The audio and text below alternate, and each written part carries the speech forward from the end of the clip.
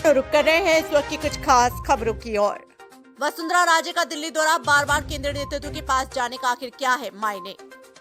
वसुंधरा राजे फिर से दिल्ली के लिए रवाना हो गई हैं। उनके इस दौरे को लेकर कयास लगाए जा रहे हैं कि भजनलाल सरकार के 1 साल पूरा होने पर मंत्रिमंडल विस्तार किया जा सकता है। भजनलाल सरकार की मंत्रिमंडल में 6 पद खाली हैं। संभावना ये जताई जा रही है कि ये पद वसुंधरा राजे के कुछ समर्थकों को दिए जा सकते हैं। वर्तमान में मंत्रिमंडल में मुख्यमंत्री सहित कुल 24 पदों पर मंत्री बैठे हुए हैं। जयपुर टैंकर विस्फोट, ज्वालामुखी से कैसे बचा चालक, 1 खरोच तक नहीं।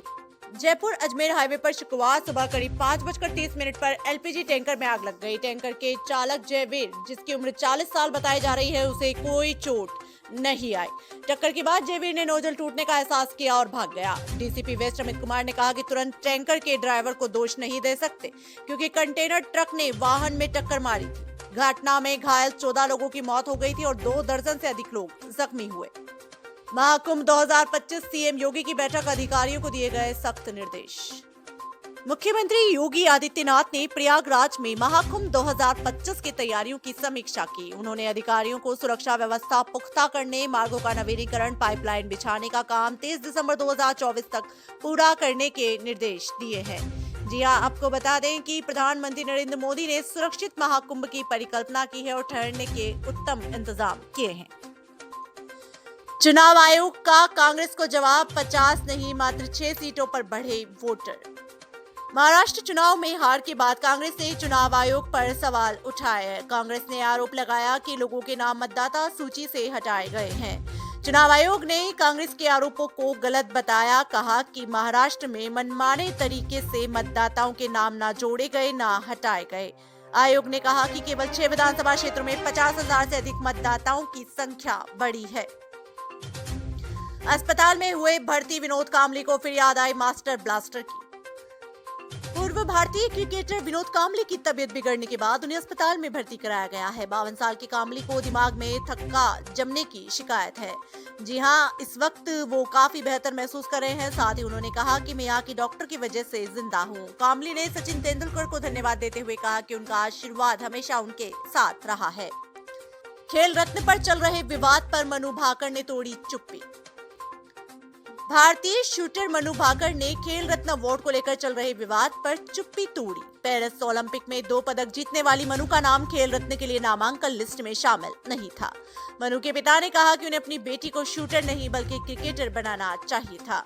मनु ने इंस्टाग्राम पर पोस्ट शेयर कर कहा कि अवार्ड से ज्यादा देश के लिए मेडल जीतना उनका लक्ष्य है। महाराष्ट्र की राजनीति में उद्धव का बड़ा फैसला, अकेले लड़ेंगे चुनाव। महाराष्ट्र में निकाय चुनावों में उद्धव ठाकरे की शिवसेना यूबीटी अकेले चुनाव लड़ने की तैयारी कर रही है। 26 से 29 दिसंबर तक होने वाली 4 दिवसीय बैठक में चर्चा होगी। विधानसभा चुनाव के बाद नियुक्त निरीक्षकों की रिपोर्ट 21 दिसंबर को सौंपी गई थी। परभणी हिंसा, राहुल गांधी ने सीएम फडणवीस पर लगाया सोमनाथ की हत्या का आरोप। महाराष्ट्र के परभणी में हिंसा के बाद सोमनाथ सूर्यवंशी की मौत को राहुल गांधी ने हत्या करार दिया। इस हत्या के लिए मुख्यमंत्री देवेंद्र फडणवीस को उन्होंने जिम्मेदार ठहराया। राहुल गांधी ने कहा कि पोस्टमार्टम रिपोर्ट, वीडियो और तस्वीरें बताती हैं कि सोमनाथ की मौत 100% हिरासत में हुई है और मुख्यमंत्री ने विधानसभा में झूठ बोला है। उन्होंने ये बात परभणी का दौरा करने के बाद कही। पूजा खेड़कर की जमानत याचिका खारिज, देश की छवि धूमिल करने का आरोप।